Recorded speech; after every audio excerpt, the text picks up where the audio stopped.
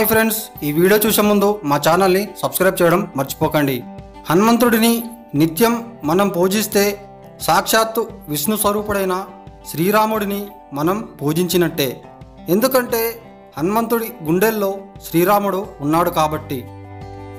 అయితే ఆంజనేయ స్వామిని మనం నిత్యం శ్రీరాముడిని పూజించిన లేదా స్మరించిన తర్వాతే పూజించాలి.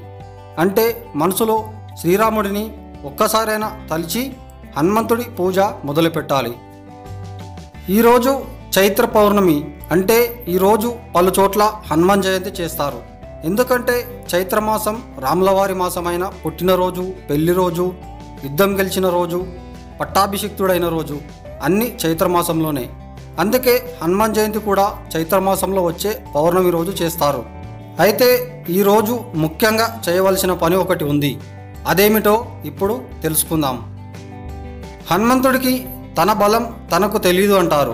అందుకే మనం ఈరోజు ఆయన బలాన్ని, మన భక్తిని తెలిపే ఒక మంత్రాన్ని 3 సార్లు పఠించాలి.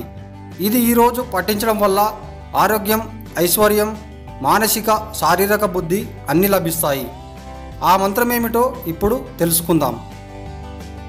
బుద్ధిర్బలం, యశోధైర్యం, నిర్భయత్వం, ఆరోగతం, ఆజాడ్యం, వాక్పటుత్వం చ హనుమత్ స్మరణత్ భావేత్. ఓకే ఫ్రెండ్స్, జై హనుమాన్. ఫ్రెండ్స్, ఈ వీడియో మీకు నచ్చితే లైక్ చేయండి లేదా షేర్ చేయండి. అలాగే మరిన్ని అప్డేట్స్ కోసం మా ఛానల్ని సబ్స్క్రైబ్ చేయండి.